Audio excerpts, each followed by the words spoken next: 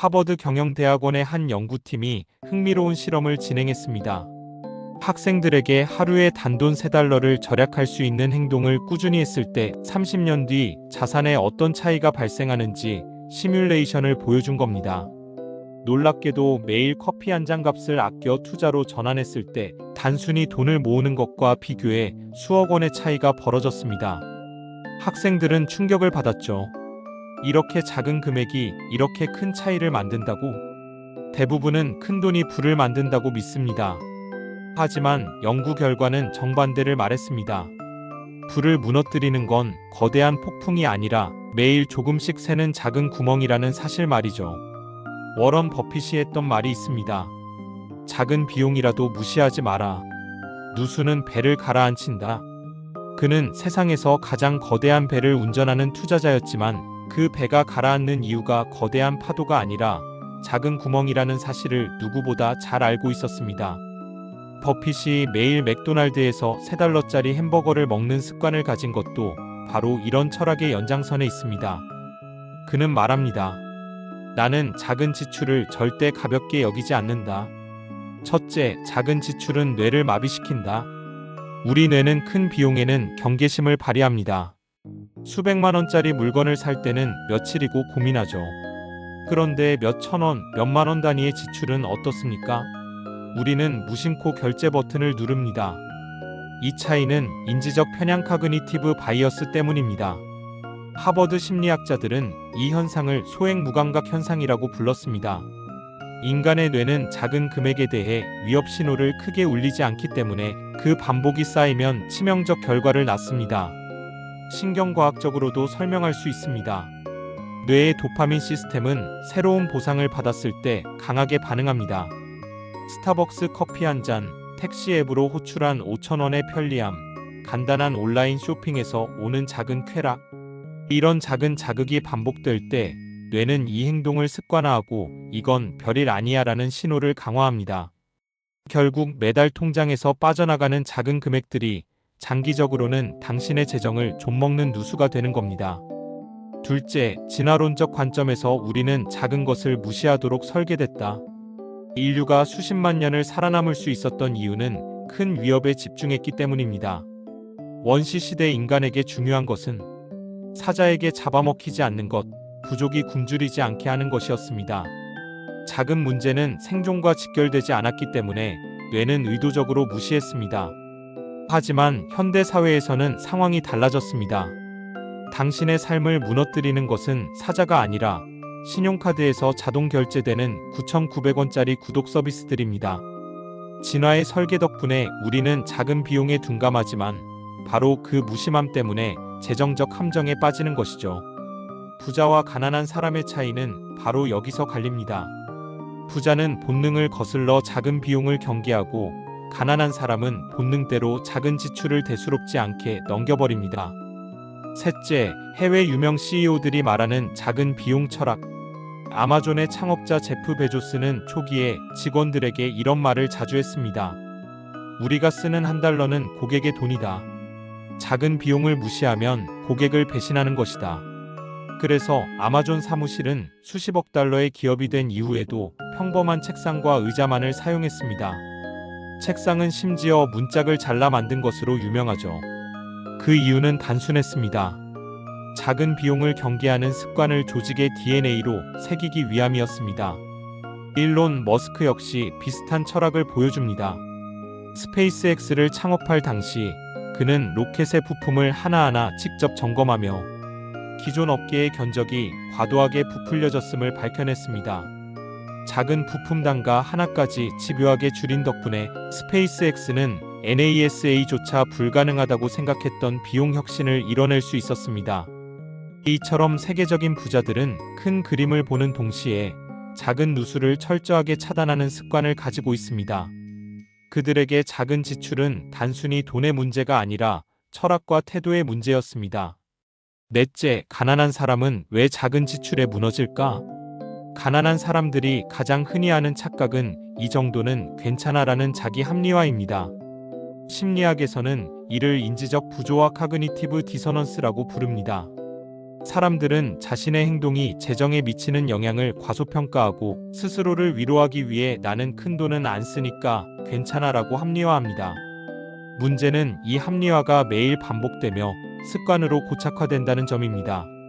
결국 한 달이 지나면 커피 10만원, 택시 20만원, 구독 서비스 5만원처럼 눈덩이처럼 불어납니다. 그리고 어느 순간 도대체 돈이 어디로 샜지? 라는 절망적인 질문 앞에 서게 되는 겁니다. 다섯째, 작은 지출을 통제하는 뇌과학적 방법. 스탠포드 대학의 행동경제학 연구팀은 흥미로운 실험을 했습니다. 참가자들에게 매일 소액 결제를 할 수 있는 가상의 지갑을 주고 한 달 뒤에 얼마가 남는지 기록하게 했습니다. 대부분의 참가자들은 자신이 쓴 금액의 절반도 기억하지 못했습니다. 그런데 연구팀이 단순히 시각적 피드백, 비저얼 피드백을 추가했을 때 상황이 완전히 달라졌습니다. 결제할 때마다 휴대폰에 이번 달 총 사용액이 원입니다 라는 알림을 띄우자 참가자들은 무려 지출을 30% 이상 줄였습니다.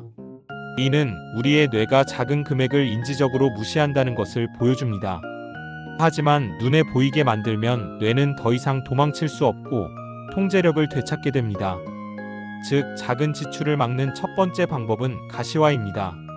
가계부, 가계 앱, 소비 트래커가 단순한 기록이 아니라 뇌의 망각 시스템을 교정하는 심리학적 장치인 셈이죠. 여섯째, CEO들의 생활 속 누수 차단 습관. 워런 버핏의 하루는 늘 비슷합니다. 아침에 맥도날드 드라이브스루에 들러 $3짜리 세트 메뉴를 고르고 사무실로 향합니다. 그는 수천억 달러를 움직이는 투자자이지만 매일 아침 메뉴 가격을 고민합니다. 이는 단순한 검소함이 아니라 작은 지출도 관리한다는 일상의 훈련이었습니다.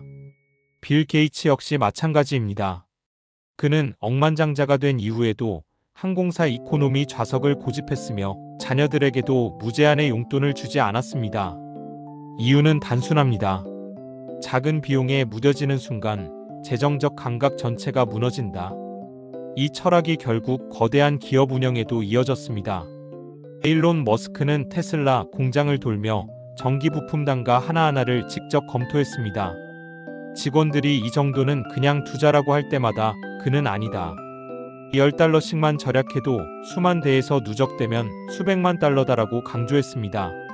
작은 부품 단가 절감이 모여 테슬라의 가격 경쟁력을 만들었던 겁니다. 일곱째, 소비 습관은 본능과의 싸움이다. 심리학자 데니얼 카너먼은 이렇게 말했습니다. 인간은 합리적 동물이 아니라 합리화를 잘하는 동물이다. 우리가 작은 지출을 합리화하는 것도 같은 맥락입니다. 택시를 타며 오늘은 피곤하니까 괜찮아, 편의점에서 군것질하며 이 정도는 스트레스 해소야라고 스스로를 설득하죠. 하지만 이런 합리화가 반복되면 뇌의 신경회로가 이건 안전한 행동이라고 학습합니다. 결과적으로 작은 지출이 습관화되고 그것이 가계 재정을 갉아먹습니다. 본능적으로 우리는 당장의 보상 즉시 만족을 더 크게 느끼도록 진화했습니다. 원시 시대에는 지금 먹지 않으면 굶어 죽을 수 있었기 때문에 현재의 보상을 중시한 겁니다. 하지만 현대 사회에서는 이 본능이 재정적 독이 됩니다. 작은 소비에 즉시 만족감에 휘둘릴수록 장기적 부의 기회비용은 사라집니다. 여덟째, 라떼 효과가 보여주는 충격적 결과. 미국 재무설계사 데이비드 바크가 처음 제안한 개념이 있습니다. 바로 라떼 효과, 라테이 이펙트. 매일 $5짜리 커피를 사 마시는 습관이 30년 뒤 어떤 결과를 만드는지 계산한 개념입니다. 단순한 지출로 보면 아무것도 아닌 것 같지만 $5, 365일 30년은 $54,000가 됩니다. 여기에 연평균 7%의 복리 수익률을 더하면 무려 $400만 하나 약 5억 원 이상이 됩니다. 즉 단순히 커피를 줄였을 뿐인데 집 한 채 값이 생겨버리는 셈이죠. 반대로 이 작은 지출을 무심히 흘려보내는 사람은 평생 5억 원의 자산을 잃는 겁니다. 여기서 핵심은 커피를 마시지 말라는 것이 아니라 작은 지출이 만들어내는 기회비용을 깨닫고 선택적으로 관리하라는 것입니다. 아홉째, 작은 지출 통제는 자존감 훈련이다. 작은 비용을 줄이는 행위는 단순히 돈을 아끼는 행동이 아닙니다. 이는 자기 통제력 셀프 마이너스 컨트롤을 훈련하는 과정입니다. 하버드대 로이 바우마이스터 교수의 연구에 따르면 자기 통제력은 근육과 같아서 반복적인 훈련을 통해 강화될 수 있다고 합니다. 매일 오늘은 편의점에서 불필요한 소비를 하지 않겠다는 작은 결심을 지켜내는 것이 결국 큰 재정적 결단에서도 흔들리지 않는 힘을 길러줍니다. 부자들이 작은 지출을 철저히 관리하는 이유도 바로 여기에 있습니다. 그들에게 작은 비용을 절약하는 것은 단순한 돈의 문제가 아니라 자신의 삶을 컨트롤할 수 있다는 자존감의 증거였습니다. 열째, 구독 서비스의 덫에서 벗어나라. 스탠포드 경영대학원의 연구에 따르면 현대인들이 매달 내는 구독 서비스 비용은 평균 237달러 약 30만 원에 달합니다. 문제는 대부분의 사람들이 자신이 내고 있는 금액을 절반도 인지하지 못한다는 점입니다. 음악 스트리밍, OTT, 클라우드 저장소, 심지어 사용하지 않는 앱까지도 자동 결제로 돈을 빨아가고 있죠. 심리학적으로 이 현상은 자동화된 손실, 해피 오토매틱 로스 어보이던스라고 불립니다. 돈이 자동으로 빠져나가기 때문에 뇌는 내가 소비했다는 인식을 하지 못하고 통증도 느끼지 않습니다. 그래서 지출에 무감각해지죠. 해결 방법은 간단합니다. 1. 모든 구독을 리스트화한다. 2. 3개월 이상 사용하지 않은 서비스를 바로 해지한다. 3. 필요한 경우 공유 계정이나 연간 결제 할인으로 비용을 줄인다. 부자들은 이런 보이지 않는 누수를 가장 먼저 차단합니다. 큰 돈을 버는 것보다 작은 새는 돈을 막는 것이 자산 관리의 첫걸음임을 알기 때문입니다. 11째, 현금 vs 카드의 심리학. MIT 슬론 경영대학원의 연구에서 흥미로운 결과가 나왔습니다. 똑같이 $100를 결제할 때 현금을 낸 그룹은 뇌의 통증 중추 INSULA가 강하게 활성화됐지만 신용카드를 쓴 그룹은 거의 반응하지 않았습니다. 즉, 현금은 지불의 고통을 실감하게 하고 카드는 고통을 마비시킨다는 뜻입니다. 이 때문에 신용카드 사용자는 현금 사용자보다 평균 30% 더 소비합니다. 작은 금액일수록 이 차이는 더 심각해집니다. 커피 한 잔, 간식, 택시비 등은 카드로 결제할 때 거의 무의식적으로 이루어지죠. 전략은 간단합니다. 불필요한 소비 영역은 현금만 사용하기. 지갑에 매일 쓸 수 있는 현금을 한정해 넣어두기. 이 작은 습관만으로도 당신의 뇌는 다시 소비를 통제하기 시작합니다. 12째, 뇌보상 시스템을 속여라. 하버드 의과대학 연구진은 작은 소비를 줄이는 가장 효과적인 방법은 대체 보상을 설계하는 것이라고 밝혔습니다. 예를 들어 평소 습관처럼 5,000원을 쓰려는 순간 똑같이 5,000원을 투자 계좌로 이체하는 겁니다. 이때 뇌는 소비 대신 투자라는 선택에서도 도파민을 방출합니다. 즉, 쾌락을 소비에서 투자로 옮기는 뇌회로를 재설계할 수 있는 것이죠. 실제로 해외 재테크 커뮤니티에서는 이런 리디렉션, 습관 리더렉션 해벗이 널리 공유됩니다.